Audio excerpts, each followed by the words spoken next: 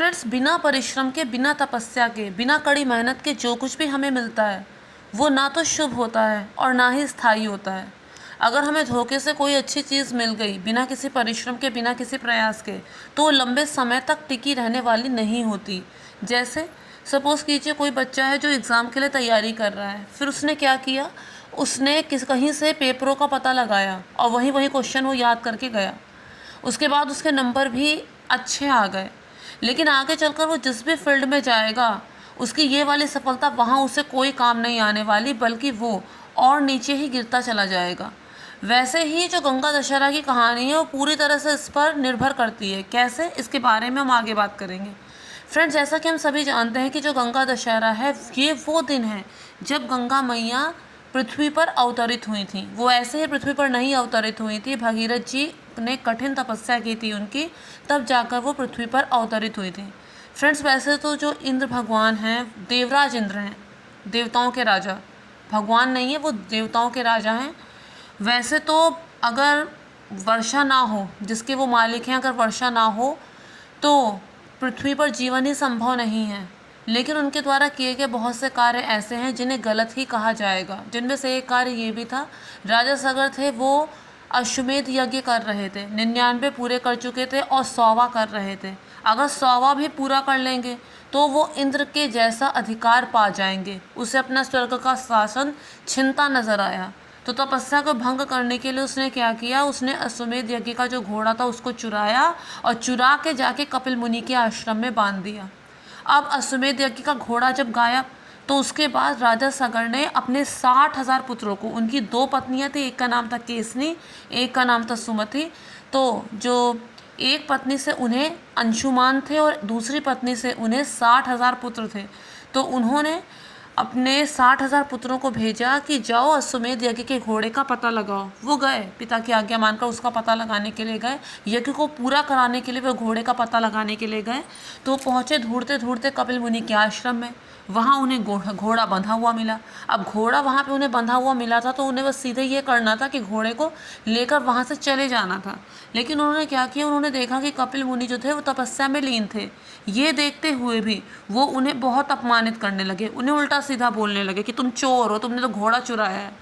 कपिल मुनि बहुत देर तक ये बर्दाश्त करते रहे कि चलो बालक हैं, कोई नहीं।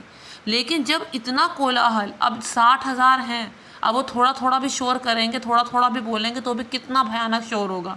जब वो कोलाहल बढ़ता चला गया तो उनकी तपस्या हो गई भंग और उन्हें बहुत गुस्सा आया। आंखें खोली और क्रोधाग्नि में 60,000 जो पुत्र थे उनको भस्म कर डाला। अब जब वो लौट कर नहीं आए तो भेजा गया अंशुमान को कि तुम पता लगाओ कि तुम्हारे भाई कहाँ हैं। वो पता लगाने के लिए गए, लेकिन उन्हें कुछ भी पता नहीं चल रहा था। भाई, डेड बॉडी भी अगर पड़ी होगी तो पता चलेगा ना, अब वो तो सब भस्म हो चुके थे। तो जो गरुण भगवान थे उन्होंने बताया कि तुम्हारे जो भाई थे उनके द्वारा ऐसा कृत्य हुआ, इसलिए अब वो सब भस्म हो गए हैं। अब तुम्हारे लिए आज्ञा ये है कि सबसे पहले अपने अश्वमेध यज्ञ का घोड़ा लेकर जाओ, पिता का अनुष्ठान पूरा कराओ और फिर बाद में उनके तर्पण के लिए, क्योंकि एक तो अकाल मृत्यु हुई है और उसके बाद ऋषि के श्राप से उनकी मृत्यु हुई है, तो वो तरेंगे नहीं, उन्हें मुक्ति नहीं मिलेगी, उल्टे लटके रहेंगे। तो उसके लिए, उनके तर्पण के लिए पवित्र जल जो है उसे तुम्हें धरती पर लाना होगा। वो अत्यंत पवित्र जल है गंगा जी का जल।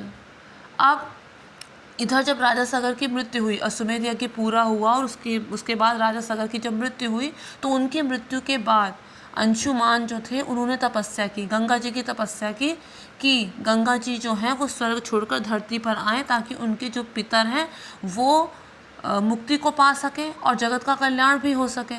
लेकिन उनकी जो तपस्या थी वो पूरी नहीं हो पाई, उनके प्राण भी खत्म हो गए लेकिन उनकी तपस्या पूरी नहीं हुई। उसके बाद उनके पुत्र ने मोर्चा संभाला, उनके पुत्र का नाम था दिलीप, और उन्होंने घोर तपस्या की गंगा जी की फिर से, लेकिन वो भी अपनी तपस्या में सफल नहीं हो पाए, गंगा जी ने उनकी गुहार नहीं सुनी। उसके बाद उनके पुत्र जो हुए वो थे भगीरथ, तो उन्होंने तीर्थ स्थान गोकर्ण को चुना। अगर आप लोगों ने भागवत पढ़ी होगी तो आप जानते होंगे कि गोकर्ण जो तीर्थ स्थान है उसका क्या महत्व है। उस स्थान को चुना और उन्होंने फिर से तपस्या शुरू कर दी। हम लोग अगर 2-3 दिन पूजा कर लें या फिर 7 दिन लगातार पूजा कर लें तो बस ये लगता है कि जल्दी से हमें मिल जाए, और नहीं मिलता तो हम भगवान पर आक्षेप लगाते हैं कि ये तो सुनते ही नहीं है।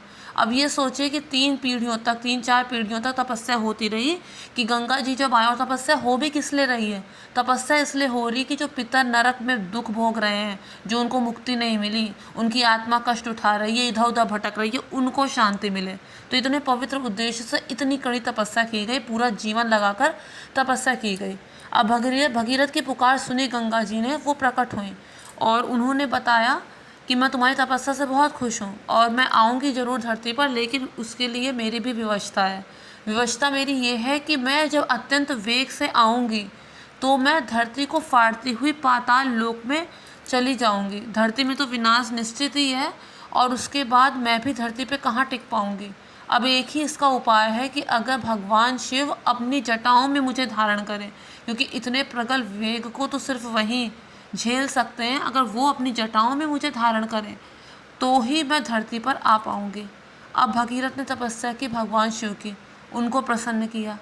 अब कड़ी मेहनत के बाद उन्हें फल मिला अपनी मेहनत का, और ये हुआ कि भगवान शिव प्रसन्न हो गए और उन्होंने उनका प्रस्ताव स्वीकार किया कि ठीक है, गंगा को मैं अपनी जटाओं में धारण करूँगा।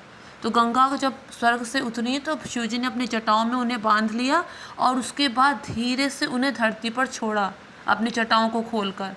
और वो जो दिन था वो था गंगा दशहरे का।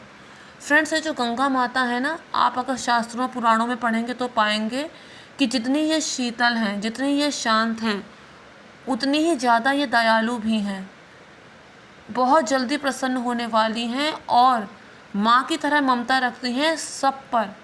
अब फ्रेंड्स, ये तो उन औरतों के मुंह पे तमाचा है जिनके 2 या 3 बच्चे होते हैं, फिर भी उनके साथ समान व्यवहार नहीं कर पाती। लेकिन ये जो गंगा मैया हैं, इनके लिए जो समस्त संसार है वो उनके पुत्र पुत्रियों के जैसा है। तो इसलिए बहुत सही कहते हैं कि मतलब जो भी मोह है अपने जो भी मोह है नाते रिश्तेदारों से, जो भी हमारे मन में रहता है कि ये हमारा है, ये अपना है, ये सब बेकार की बातें होती हैं। ईश्वर के अलावा अगर हम किसी को भी अपना पाएंगे, अपना मानेंगे, तो दुख ही उठाएंगे। और जिसके मन में ये बात बैठ जाती है कि सिर्फ ईश्वर ही हमारे सब कुछ है और एक दिन हमें वहीं जाना है, तो वो हमेशा सुखी रहता है। अब जैसे आप लोग देख रहे हैं प्रेमानंद जी महाराज, कोई भी ऐसा नहीं होगा जो उनके विषय में नहीं जानता होगा। तो फ्रेंड्स, अब मैं इस कहानी को और आगे बढ़ाती हूँ। अब इस तरह से जो गंगा जी थी वो धरती पर आईं और उसके बाद उन्होंने अपने पितरों का तर्पण किया, और तब से गंगा जी जो हैं वो पृथ्वी पर हैं और कलयुग के अंत तक गंगा जी पृथ्वी पर रहेंगी ही रहेंगी।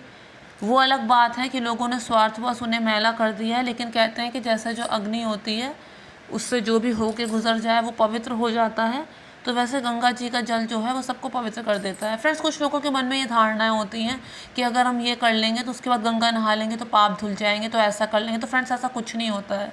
एक तरफ पाप किए जाओ, ऊपर से गंगा नहाओ, तो भी नरक ही भोगना पड़ेगा।